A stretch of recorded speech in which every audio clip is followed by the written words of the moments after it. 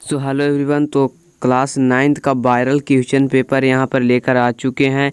तो आपको जो 26 तारीख को आपको एग्ज़ाम होने वाला है फर्स्ट सिटिंग में साइंस का, उसका पेपर यहाँ पे आ चुका है। यहाँ पे आपको सोशल साइंस का सेकंड सिटिंग का भी पेपर अगली वीडियो में मिल जाएगा। तो इस वीडियो में हम देखेंगे जो विज्ञान है, आपको साइंस है जो अनिवार्य है क्लास 9th के लिए, जो 26 तारीख को होने वाला है आपको फर्स्ट सिटिंग में। तो इसमें आपको पूरा ऑब्जेक्टिव लेकर आए हैं, प्लस में पूरा सब्जेक्टिव लेकर आए हैं। तो चलिए इस परीक्षा में पूरा जो पूछा जाएगा वो पूरा समझते हैं। सबसे पहले यहाँ पे देख सकते हैं कि टाइम कितना रहेगा। तो 1.5 घंटा टाइम रहेगा, 50 अंक का ही रहेगा। ऑब्जेक्टिव की बात किया जाए तो 30 रहेगा, जिसमें आपको बनाना है यहाँ पे 25। और इसके बाद अगर बात किया जाए यहाँ पे अगर जो सब्जेक्टिव का, तो 10 लघु रहेगा जिसमें आपको 5 बनाना है। और यहाँ पे 5 दीर्घ रहेगा जिसमें आपको 3 का ही उत्तर देना है। आई होप ये तो समझ गए होंगे आप। अब चलते हैं यहाँ पे हम ऑब्जेक्टिव क्वेश्चन की तरफ। तो क्लास 9th में ऐसे स्टूडेंट जो ऑब्जेक्टिव क्वेश्चन डायरेक्ट लेना चाहते हैं तो ये देख सकते हैं यहाँ पे आप इसको आंसर मार लीजिए, 1 का, 2 का, 3 का, 4 का, 5 का, और टोटल 1 से लेकर के आपको 30 तक इसमें आपको मिल जाएगा। तो इसको आप स्क्रीनशॉट ले लीजिए, या तो फिर इसका PDF हमारे टेलीग्राम पे मिलेगा। तो टेलीग्राम पे आप ज्वाइन हो जाइए। तो यहाँ से आपको डाउनलोड करना है तो कीजिए, नहीं तो आपको टेलीग्राम और व्हाट्सएप पे भी मिल जाएगा। तो आपको बता दें यहाँ पे कि इसके बाद इसमें आपको 25 का ही उत्तर देना रहेगा। और चलिए इसमें हम बताते हैं आगे सब्जेक्टिव, लेकिन उसके पहले इसे आप स्क्रीनशॉट ज़रूर से ले लीजिएगा। और अगर चैनल पर नए हैं तो सब्सक्राइब भी कर लीजिए। इसके बाद यहाँ पे सेक्शन बी में आते हैं, मतलब खंड बा में आते हैं। तो इसमें देख सकते हैं यहाँ पे 1 से 10 तक क्वेश्चन उत्तरीय लघु है, और जिसमें 5 का आपको उत्तर देना है, जिसमें सभी के लिए 2 अंक को निर्धारित किया गया है, माने 2-2 नंबर का सब है। इसके बाद यहाँ पे पहला क्वेश्चन है जड़ा, तो इससे क्या समझते हैं। तो आपको बता दें सबसे पहले कि इसमें 1 से लेकर के 5 का ही उत्तर हमने बताया है। इसमें आपको 1 से 10 में आपको 5 का ही उत्तर देना है, तो 5 का ही हमने उत्तर दिया है। तो चलिए हम बताते हैं आपको। सबसे पहला क्वेश्चन है कि जड़त्व से आप क्या समझते हैं। तो जड़त्व से क्या समझते हैं, इसका आपका राइट आंसर यहाँ रहा। आप यहाँ पे क्या कीजिए कि अपना कॉपी और कलम निकाल लीजिए, और कॉपी कलम निकाल करके उसमें आप पूरा लिख लीजिए, या तो फिर पूरा पढ़कर याद कर लीजिए। तो यहाँ पे हम चलिए बताते हैं जड़त्व से क्या समझते हैं। देखिए, जड़त्व गति के अपने राज्य में किसी भी परिवर्तन के लिए किसी भी भौतिक वस्तु का प्रतिरोध है। इसमें गति, दिशा या बाकी स्थिति में बदलाव शामिल है। यह निरंतर वेग पर एक सीधी रेखा में आगे बढ़ने के लिए वस्तुओं को परिवर्तित करता है। तो जड़त्व जो रहता है वो एक ही सीधी रेखा में, मतलब खड़े रहने के लिए वस्तु को परिवर्ती है। यह है आपको जड़त्व।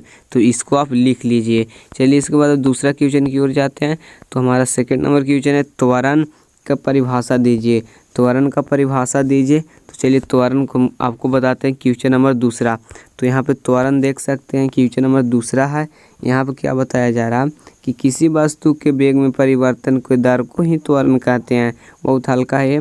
तो किसी वस्तु के परिवर्तन के दर, वेग में परिवर्तन के दर को त्वरण कहते हैं। त्वरण का ऐसे मात्रक मीटर प्रति सेकंड स्क्वायर होता है, मीटर प्रति सेकंड स्क्वायर होता है, याद कर लीजिएगा। इसके बाद यहाँ पे तीसरा क्वेश्चन आपसे पूछा है। यहाँ पे तीसरा नंबर क्वेश्चन पूछा है कि घनत्व एवं दाब का ऐसे मात्रक बताएं। तो चलिए घनत्व एवं दाब का ऐसे मात्रक आप यहाँ पे देख सकते हैं, आपको साथ दिख रहा होगा। इस सब कॉपी कलम में लिख लीजिए, याद कर लीजिए जो करना है। पर आपको 100% लिख कर बोल रहे हैं कि 100% ओरिजिनल पेपर है, यही आएगा। यहाँ पे घनत्व और दाब का ऐसे मात्रक है। तो यहाँ पे घनत्व का ऐसे मात्रक केजी मीटर प्रति मीटर क्यूब होता है, और अन्य इसका मात्रक भी होता है केजी प्रति लीटर और ग्राम प्रति ml आदि होता है। 1 पास्कल 1 न्यूटन प्रति मीटर के दाब को बराबर होता है, मतलब 1 पास्कल बराबर 1 न्यूटन प्रति मीटर स्क्वायर होता है। इसका सूत्र है 1 पास्कल बराबर 1 न्यूटन प्रति मीटर स्क्वायर, मतलब 1 N प्रति M स्क्वायर बराबर 1 kg प्रति मीटर। पास्कल दाब यहाँ पे व्युत्पन्न मात्रक है। पास्कल क्या है, एक व्युत्पन्न मात्रक है, जिसका यहाँ पे उपयोग आंतरिक दाब तनाव यंत्र के माप और अंतिम तनय समर्थन को पाने के लिए किया जाता है। इसका नाम फ्रांसीसी विद्वान जो पास्कल थे उन्हीं के नाम पर ये दाब का ऐसे मात्रक पास्कल रखा गया है। तो तीसरा क्वेश्चन कंप्लीट होने के बाद हम जाते हैं चौथा क्वेश्चन में। इसके बाद यहाँ पे तीसरा क्वेश्चन नंबर के बाद हम चलते हैं यहाँ पे छठा क्वेश्चन नंबर में। ये दोनों आप खुद ही बना लीजिएगा, जिसमें आपको एक ही बनाना रहेगा। एक बता दिए आपको, दो बता दिए, तीसरा नंबर क्वेश्चन बता दिए और चौथा नंबर क्वेश्चन अभी आंसर हम बता रहे हैं। यहाँ पे अणु का परिभाषा अपने क्लास 9 के नोट्स में से आप देख लीजिएगा। तो चलिए यहाँ पे हम छठा नंबर क्वेश्चन बताते हैं। छठा नंबर क्वेश्चन यहाँ पे आप देख सकते हैं कि संयोजक इलेक्ट्रॉन क्या है। इसके यहाँ पे बताना है कि संयोजक इलेक्ट्रॉन क्या है। तो किसी परमाणु के बातम कक्षा में जो उपस्थित इलेक्ट्रॉनों को संयोजी यहाँ पे इलेक्ट्रॉन कहा जाता है। मतलब किसी परमाणु के जो बाहर कोश में होता है, बाहरी कक्षा में जो होता है, उपस्थित इलेक्ट्रॉनों की संयोजी इलेक्ट्रॉनों को कहा जाता है। एक परमाणु के संयोजी इलेक्ट्रॉन एक रासायनिक अभिक्रिया में भाग लेता है, क्योंकि उनमें उनके पास सभी आंतरिक इलेक्ट्रॉन तुलना में अधिक ऊर्जा होती है, जिससे कि संयोजी कोशि में मतलब संयोजी के कक्षा में 8 इलेक्ट्रॉन को पूरा करने के लिए आवश्यक इलेक्ट्रॉन की संख्या बराबर भी हो जाती है। तो इस प्रकार से यहाँ पे संयोजी इलेक्ट्रॉन को परिभाषित किया गया था। तो इसमें आपको टोटल कितना क्वेश्चन बताएं, 1 से लेकर के आपको यहाँ पे 6 क्वेश्चन बताएं। मतलब 1, 2, 3 और 6। इसके बाद चौथा या पाँचवा क्वेश्चन नंबर में किसी एक का उत्तर दे दीजिएगा। यहाँ पे चौथा या पाँचवा क्वेश्चन नंबर देख लीजिए क्या है से। चौथा क्वेश्चन नंबर क्या कह रहा है कि अणु का परिभाषित कीजिए। अपना नोट्स में से लिख लीजिएगा। अगर नहीं बने तो पाँचवा नंबर तो हल्का है, बन जाएगा। सोडियम सल्फेट और सल्फर डाइऑक्साइड का यहाँ पे आपको सूत्र लिखना है, आपको किताब में मिल जाएगा। चलिए इसके बाद हम दीर्घ क्वेश्चन की ओर चलते हैं। लघु बताने के बाद हम दीर्घ में आ चुके हैं, लॉन्ग आंसर टाइप क्वेश्चन में।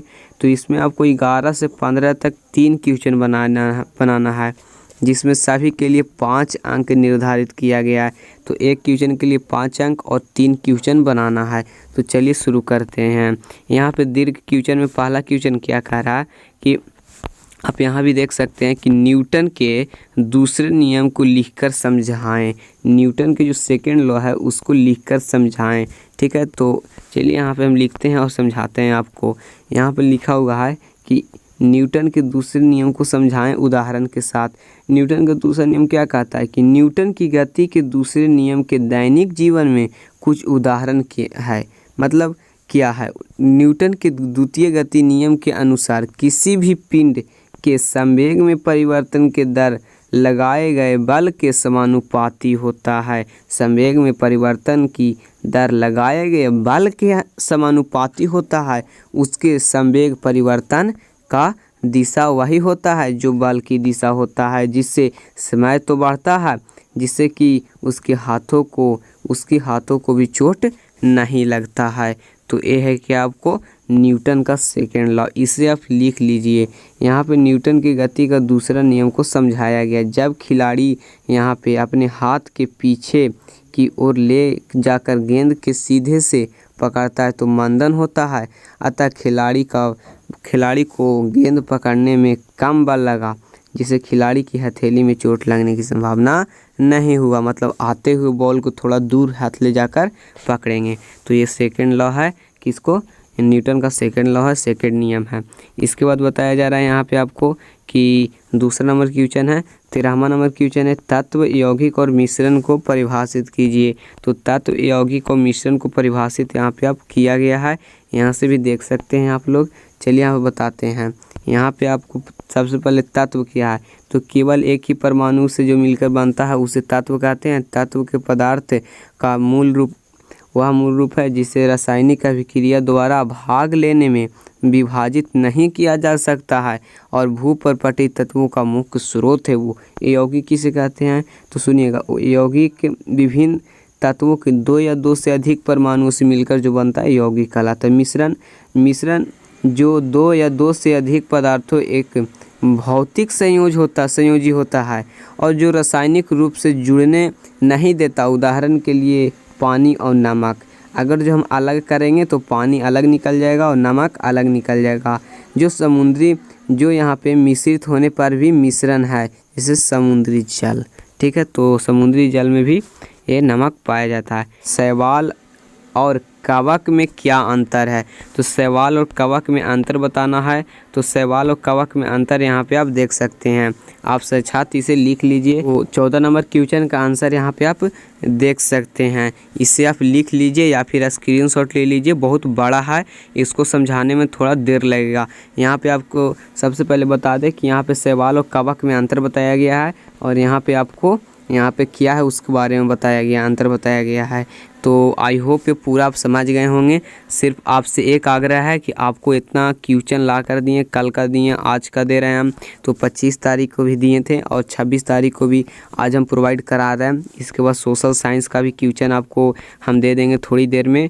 तो आपसे सिर्फ एक आग्रह है कि चैनल को सब्सक्राइब कर ले रखिए, आपको आगे के सब्जेक्ट मिल जाएगा। आई होप ये पूरा आप समझ गए होंगे एंड आगे के सब्जेक्ट के लिए चैनल को ज़रूरी से सब्सक्राइब कर लीजिए, तो आपके लिए ही बेटर होगा। तो मिलते हैं आपसे एक नए वीडियो में। यहाँ तक वीडियो को वॉच करने के लिए थैंक यू, धन्यवाद।